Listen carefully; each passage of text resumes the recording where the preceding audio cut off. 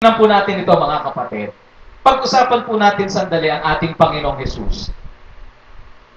Occupation of Jesus. Ano po, may trabaho din po ba ang Panginoon?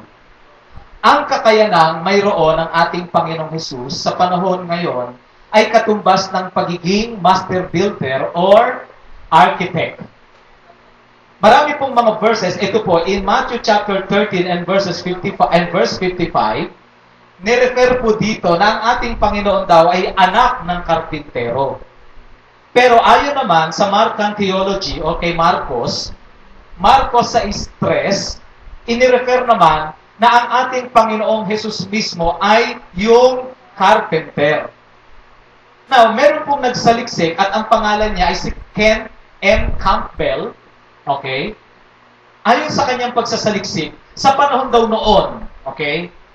Kapag daw sinabi na ikaw ay laborer, o pag sinabi daw na ikaw ay, o yung ano ba tawag doon, yung carpenter, okay? Ibig sabihin, isang tao na merong skill o matinding kakayanan. Sa kanilang panahon, okay? So kasi sa atin, pag sinabi mong karpintero, sa panahon ngayon, ang kinikilala sa kanya yung skill. Pero, hindi sing professional ng architect. Pero nung panahon yon, ang architect o yung karpintero, iisa po ng level. Ibig sabihin, mataas po ang level niyan, mga kapatid, pag ikaw ay isang karpintero. Sa madaling salita, ang ating Panginoong Jesus mismo ay hindi lang siya isang wagas na tambay. Hello? Hindi lang ho siya wagas na tamad. Okay? Siya po ay busy person. Sabi mo sa katabi mo, busy person. Okay? Ibig sabihin, productive ang buhay ng ating Panginoon. Hindi lang po siya yung habang naglalakad, hallelujah, hallelujah, praise the Lord, amen, amen, amen, amen, amen, hallelujah, hallelujah, hallelujah. Hindi lang po siya basta ganun. Ibig sabihin, balance po ang buhay ng ating Panginoon, either physically and spiritually. Hello? Hello? Diba? Now, gusto ko pong ipakita sandali ito, sapagkat meron po tayong nais na pag-aralan sa umaga na ito, na magiging lifestyle po natin. Ano ba talaga ang dapat na lifestyle ko paglabas ko ng simbahan? Kasi baka mamaya, pag nasa loob ng simbahan, diba? Talaga may killing pa eh. Gumaganon pa, diba? Pero paglabas naman, diba? Yung mga kamay nanununtok, nananampal, diba? Nangangaltok, gigil na gigil pa yung ngipin, di ba? Siyempre, di ba, gano'n naman tapag na... Oh. At hindi lang minsan sa... Pero mga kapatid, eto po, ang objective natin, makita po natin ang lifestyle ng isang Kristiyano sa lifestyle ng ating Panginoong Jesus. Amen, mga kapatid? Kasi kailangan makita natin ang model natin, ang Lord. Upang sa gayon, sa umagang ito, kung may mga bagay na dapat pinuhin at baguhin, idudulog natin sa altar ng Panginoon at tayo ay saganang babaguhin ng ating Panginoong Diyos. Okay? Now, so ito po mga kapatid, katumbas. Next, tingnan natin. Ang buhay na mayroon ang Panginoong Jesus dito sa lupa ay isang buhay na katulad din ng bawat isa sa atin ngayon. Una, siya ay may linya sa buhay. Pag sinabing linya, ibig sabihin, may mga pinagkakaabalahan, either na iyan ay negosyo, o either na kung ikaw ay estudyante, ang linya mo sa buhay sa ngayon, estudyante ka. No, at ang ating Panginoon, sa kanyang linya, ano man ang naging linya niya, ay ibinibigay niya ang kanyang best. Kung ikaw ay isang tindera, ibinibigay mo ang best. Kung ikaw ay isang manager ng iyong tahanan, binibigay mo ang iyong best. Kung ikaw naman ay isang kasambahay, ibinibigay mo ang iyong best. Kung ikaw naman ay isang estudyante, ibinibigay mo ang iyong best. Hello? Diba? Kung ikaw ay isang employer, may-ari ka ng isang kumpanya at marami kang tauhan, pinapasweldo mo, hindi mo sila dinadaya. Bakit? Kasi binibigay mo yung best. Hello? Okay? Now, ang tawag dyan ay linya sa buhay. Ang linya po sa buhay, ang paraan ng Diyos. Now, listen. Ang linya sa buhay ay kaparaanan ng Diyos upang idaloy ang pagpapala sa tao. Meron po sinabi ang Panginoon sa Bible na God bless the work of your heart. Amen? No. God bless the work of your hands. So yung kamay natin, mga kapatid, yung linya, yung skill, na dapat na pinapahalagahan natin, okay? O kahit na simpleng tindahan, o kahit na simpleng ihaw-ihaw-isaw, di ba? Once na binibigay mo yung best, once na talagang pinagbubuti mo, na talagang ang goal with excellence, mga kapatid, idadaloy ng Panginoon ang pagpapala. Kaya nga galit na galit ang Panginoon nung sinabi niya, huwag pakainin ang tamad. Diretsahan po yan, mga kapatid. Okay? Now, ito po yung gusto ko munang i-build sa atin, mga kapatid, na ang ating Panginoon ay napakasipag, productive, ang kanyang buhay. Amen. Hindi po siya parang simple-simpleng parang nagwawalang bahala sa buhay. Hindi po. Okay, now, una, siya ay may linya sa buhay. Pangalawa, siya ay gumaganap ng kalooban ng Ama. Ganon din po sa atin, mga kapatid. No? Bilang tao, meron pong dalawang bagay na dapat po nating bigyang pansin. Una, linya sa buhay. Give your best. Pangalawa, yung spiritual na buhay po natin. Bigyan din po natin ng pansin. Now, yung kasunod, tingnan po natin, ano? Babasahin po natin ito. Magmula sa buhay ng ating Panginoong Hesus, ay makikita natin kung papaano natin maisa sa pamuhay ang kalooban ng Diyos habang gumaganap ng bawat tungkulin na kaatang sa bawat isa sa atin bilang tao. So, ang bibigang punto po natin, mga kapatid, no, number one, dapat productive tayo sa buhay. Okay? Kung estudyante ka, huwag lakwatsa ng lakwatsa. Kung tayo naman ay mga negosyante, give your best. Okay? Kung tayo ay namamasukan, give your best. Then, sapagkat doon ka pagpapalain ng Panginoon. Now, habang ginagawa po natin yung mga bagay na yan, kung minsan ang nakalulungkot, yung linya sa buhay ang nagiging hadlang para hindi na natin mabigyan ng pansin yung isang dapat nabigyan natin ng pansin, yung spiritual na buhay. Kung bakit nga ba ang tao kung minsan, habang rumarangya, habang nagtatagumpay, lalong minsan, kung minsan ay napapalayo sa Diyos. May pagkakataon na hihiling ng, Lord, bigyan mo po ako ng trabaho ng hanap buhay. Lord, talagang magtatapat ako, maglilingkod sa iyo, Panginoon. Nung meron ng trabaho, o kapatid, may cell group tayo. Next time na lang. O kapatid, yung devotion, kinakausap ka ng Panginoon. Teka Lord, sandali yung listahan ng utang kasi baka dumating mawala, sayang, hindi ko makaltas. Hello? Mga kapatid, di ba? Now, ito po yung gusto nating tingnan, paano nabuhay ang ating Panginoon. So mga kapatid, gusto po nating maging matatag, hindi lang na basta Kristiyano, kundi bilang tao na nabubuhay dito, mga kapatid. Why? Sapagkat ang tao na gusto nating akayin, hindi naman sila nakatingin sa Espiritu. Diba? Eh, kapatid, aakayin kita, kailan huwag mong tingnan ang buhay ko. Sino titingnan ko? Eh, kung sagutin ka ng ganun, diba? Yung momo, tingnan mo yung momo. Diba? Hindi naman eh. Eh, kaya nga ikaw mag-aakay, diba? So mga kapatid, ibig sabihin, kung ano ang buhay po natin, mas malakas po ang salita ng buhay po natin kaysa sa mga salitang lumalabas sa bibig po natin. Tama, mga kapatid? So, marapat po na mapag-usapan po natin ito. Next. Mateo 9:35 to 38. Tingnan po na. Ang sabi ganito. Nilibot ni Jesus ang lahat ng mga bayan-bayan. Nakita niyo na po ang dapat niyong gawin? Lilibutin ng bayan-bayan. Okay? Joke lang po.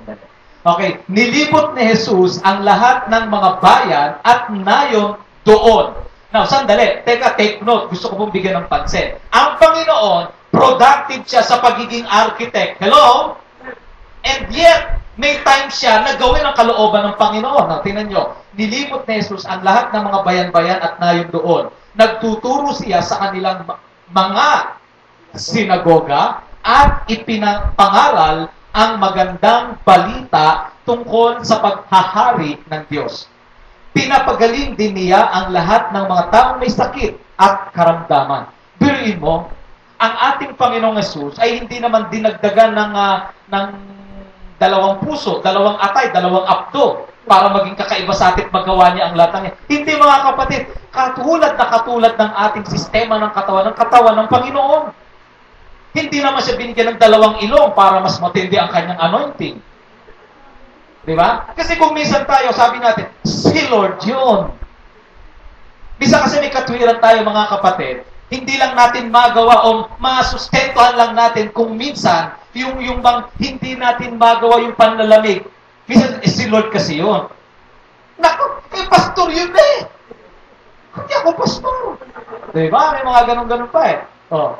Hindi naman binasbasan ng Panginoon ng 4 na tenga.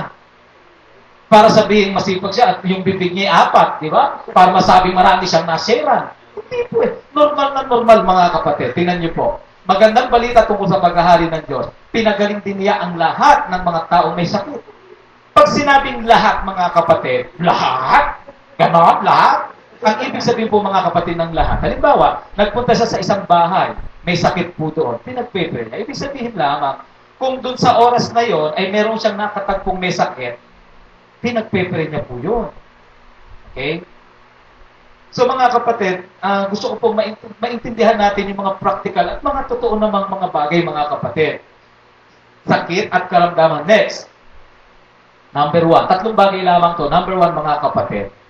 Ang buhay ng Panginoon, bagamat siya'y successful architect o successful, ano ba yun? Yung builder, no? Master builder, siya po ay mayroong buhay with a mission.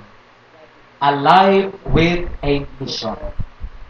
Pag sinabi po nating life with a mission, mayroong kang personal na pagsasagawa ng bawat natututunan sa mga inaral at aral na makikita sa buhay ng ating Panginoong Hesus. Mga kapatid, ano po ang itsura ng personal na pagsasagawa? Tayo po ay natutuwa mga kapatid sapagkat sila Kuya Edgar, saka po si Ate Nati, ay meron po silang personal na misyon na ginagawa sa buhay bilang mag-asawa.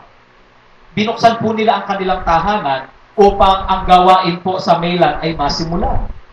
Yan po, mga kapatid, ay personal na pagsasagawa. Bakit? Kasi naniniwala sila na kung saan itong gawain ng Panginoon dapat mapalawak. Meron naman pong iba sa atin, halimbawa, yung mga kabataan natin, nagbo-voluntaryo po sila na maglingkod, tumugtog, magpagamit dito sa harapan bilang worship leader. Meron silang mga personal na pagsasagawa. Ibig sabihin, life with a mission. At hindi lang yan, ito pong si Ate Miriam na makikilala po natin mga kapatid sa August 12, ay isang babae na kung saan ay merong mission. Alam niyo po ba mga kapatid, ngayon nung malaki na yung kanyang anak, ang inaalagaan niya na lang yung kanyang nanay. Ang ginawa niya ngayon, ang sabi niya, paano kaya ako makapaglilingkod kay Lord? Alam niyo, nag-aral po ng counseling.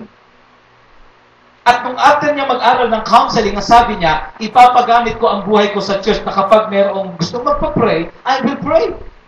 At minsan, may mga grupo na tinatawag na siya para mag-seminar, para ituro yung kanyang natutunan. Life with a mission. Yung iba naman mga kapatid, ilan po sa inyo dito, nagpunta po kayo dito nung nagkaroon ng Bible distribution. Diba? Nandito tayo, no? Yung mga tumayo po ditong mga babae at lalaki, hindi po mga pastor yun. Yung isa nga po may-ari ng panaderya. Yung isa naman ay may-ari po ng ihaw-ihaw na kung ano. Pero, tuwing Sabado, ibinigay nila yung buhay nila para ipagamit sa Panginoon. Bakit? Life with a mission. Hello? Mga kapatid, personal na pagsasagawa ng bawat natututunan. Yung bang ikaw ay magluto ng isang lugaw o dalhin mo doon sa isang lugar at magpakain ka. Diba? Personal mission mga kapatid. Life with a mission. Ito po yung mga bagay na yung mga kapatid. Now, tingnan niyo po. Sabi dito sa Matthew chapter 28, therefore, go and make disciples. Mga kapatid, hayaan po natin na makita natin sa buhay natin, ako ba, yung buhay ko ba is a life with a mission? Next, tingnan po natin. Next. Nang makita niya ang napakaraming tao, nahabag siya sa kanila sapagkat sila'y nandulupaypay, litong-lito, parang mga tupang walang pastol. Parang tupang walang pastol. Tingnan po natin yung kasunod. Number 2, life with passion for the lost. Paano natin maisa sa pabuhay yung spiritual na buhay natin? Number 1, life with a mission. Number 2, life with passion for the lost. Now mga kapatid, meron pong parable ang ating Panginoon. Meron daw isang babae na yung kanyang pera, isang pera ay coin, barya, nawala. Ang ginawa daw nitong babaeng ito, winalis ang buong bahay, okay? Kasi gusto niya makita yung napaka-importanting coin na yun. Napakahalaga sa kanya yung coin na yun eh. Okay? Marahil yun na lang yung nag-iisang pera niya, o marahil ay ito yung binigay na remembrance ng kanyang asawa, nawala ngayon. Kumbaga parang katumbas din ay singseng, nawala ngayon. Ang ginawa niya, dahil napaka-importante, ginulo lahat ng bahay niya, lahat ng upuan, inalis, winalis.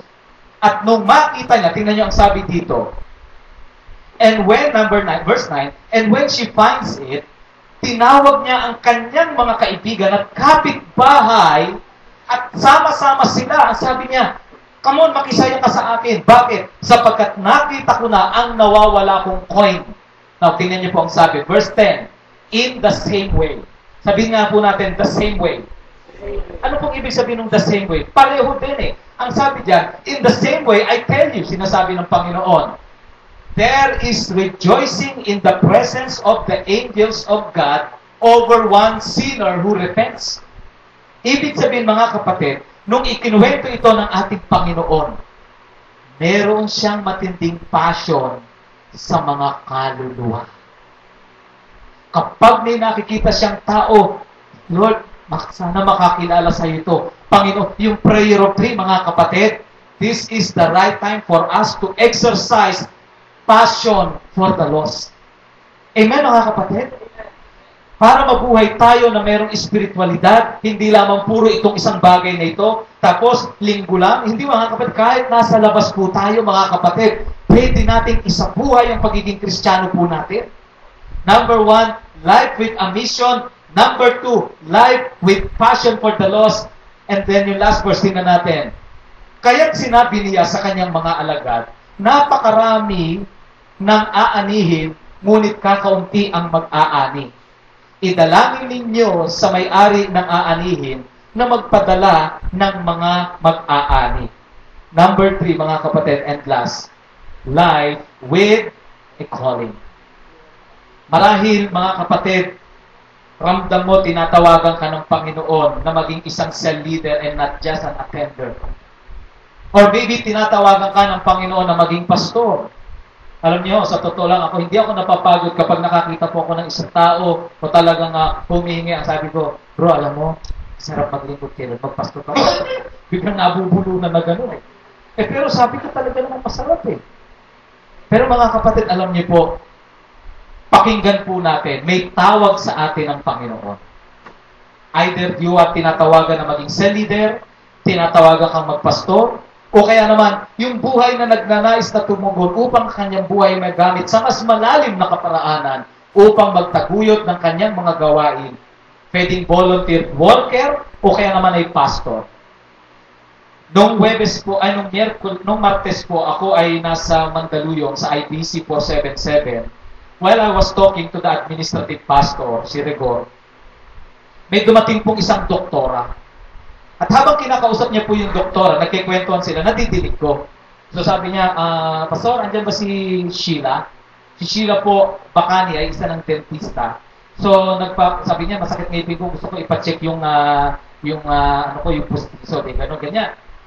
Ngayon, sabi ni Pastor Rigor, Dok, kamusta naman yung lakad niyo? Lalabas ba kayo ng bansa ngayon?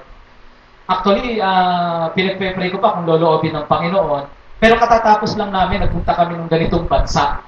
Ang ginawa pa nila doon sa isang bansa, not bansa, dito sa somewhere in Mindanao. Nagpunta pala siya bilang doktor doon, bilang volunteer doctor. So ang ginawa niya ngayon, may mga kaibigan siya sa ibang bansa, humingi siya ng tulong ng mga yung antibiotic. At yung antibiotic na kahon na yun, ang ginawa niya, kapag may mga medical mission, ang ginagawa niya, sumasama siya. Bakit? Sapagkat alam niya, yung kanyang profession ay gagamitin para sa gawain ng Panginoon. Mga kapatid, life with a calling. And I believe, mga kapatid, dito po sa church po natin, maraming pong klase ng tawag ang Panginoon. Pwedeng tinatawagan kang maging pastor.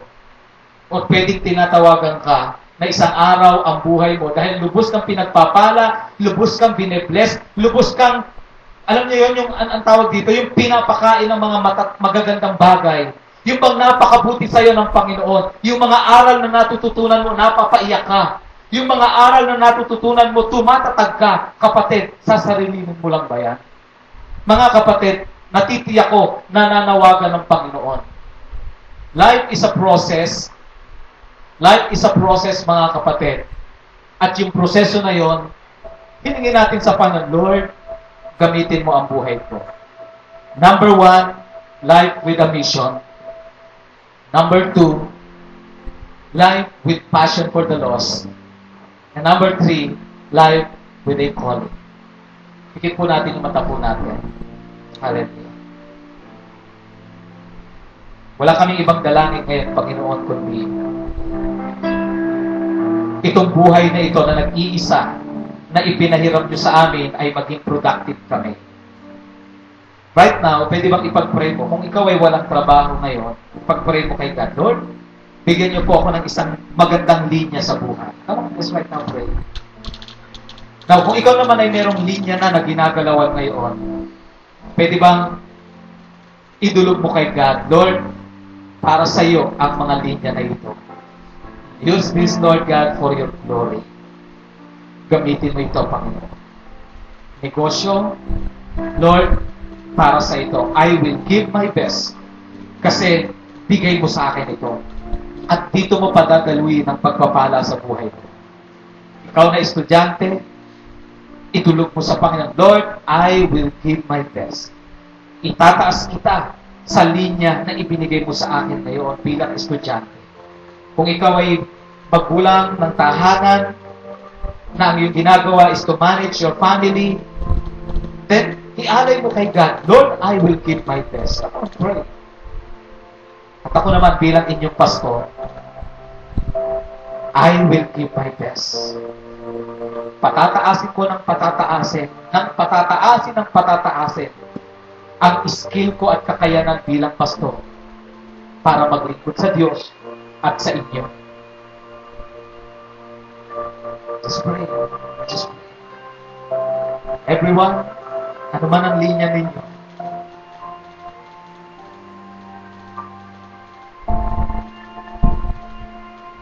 yes, God. Kung sobra kang nabe-bless sa ibinigay na linya sa iyo ng Panginoon, I believe, napakasarap pasalamatan ng Panginoon. Lord, I thank you sa iyong pagmamahal sa akin.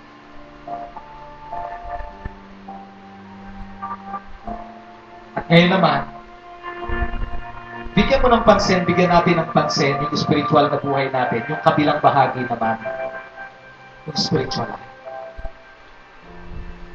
Minsan hindi natin alam kung paano payayabungin yung spiritual life natin.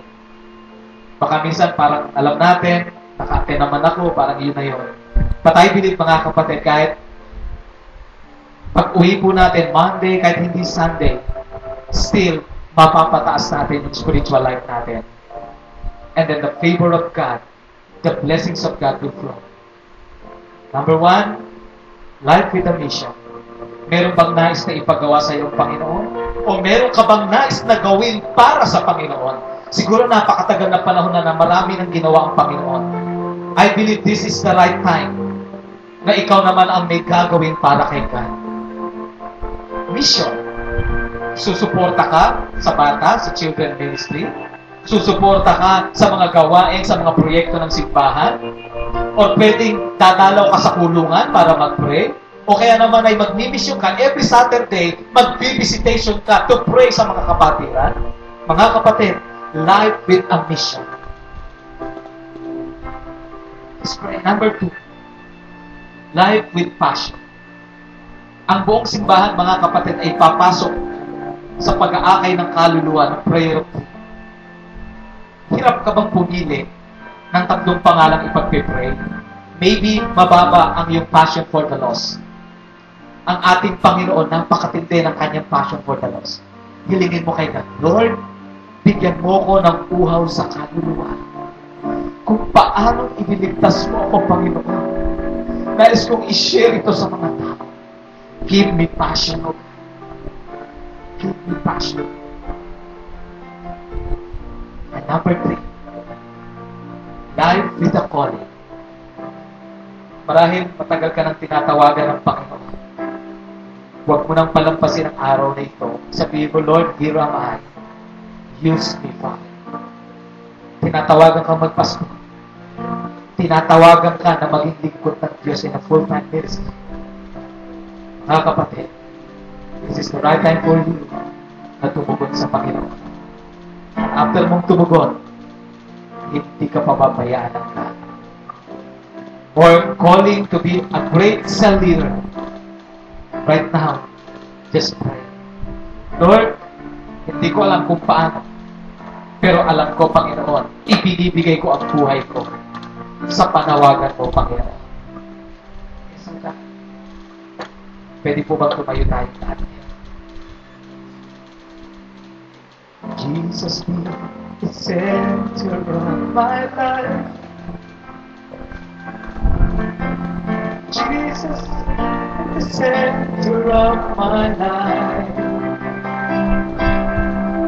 From beginning to the end, it will always be, it's always be you, Jesus. Jesus be the center of it. Jesus be the center of my life.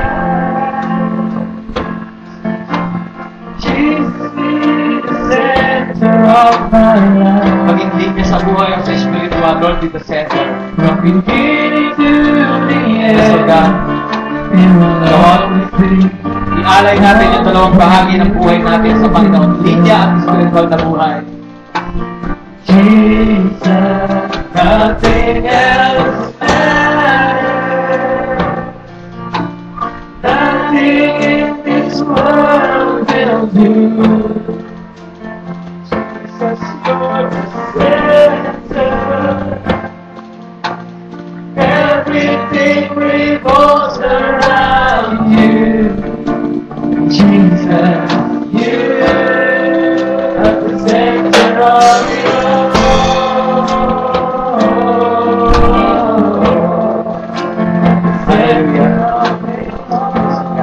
Father God, in the name of Jesus, maraming salamat sa mensahe, Panginoon, na binigay mo sa amin. And truly, Father God, yung uhaw naming Espiritu, Panginoon, minsan, ang dami namin, gusto namin maging mainat, kaya lang we don't know how. But we thank you, Father God, sa mensahe binigay mo sa amin, sa pamamagitan ng buhay ng aming Panginoong Jesucristo. Life with a mission, life with passion for the lost, and life with a calling of God. Ayan mga Panginoon, during the week, Panginoon, sa mga cell group po namin, mapalawak pa namin, Panginoon, kung ano man yung paano namin i-apply ang lahat ng ito, Panginoon, during our cell group. And right now, bago kami uwi, Panginoon, hayaan mo po na makapag-minister kami sa bawat isa. Come on, in a group of 3, in a group of 4, let's group ourselves into 4. Mag-grupo-grupo po tayo right now, and then, i-share po natin sa bawat isa, kahit tikwa 1 minute, mga kahit 2 minutes, pag-pray natin, alin dito yung bahagi na gusto mo na parang namumusap sa'yo pang number 1, life with a mission ba? Number 2, life with passion for the lost, gusto mong pataasin yung pag-aakay mo? Or number 3, yung life with a calling, yung bang ramdam ko, tinatawagan kasi ako ng Panginoon. So, yung mga cell leader po natin, mag-assist po tayo doon sa mga maybe first time, samahan po natin, come on, mag-scatter po tayo, maglingkod po tayo, mga primary, come on, maglingkod po tayo, humanap tayo ng pwede natin mapaglingkuran right now. Come on. Sige po. In a group of 4, come on,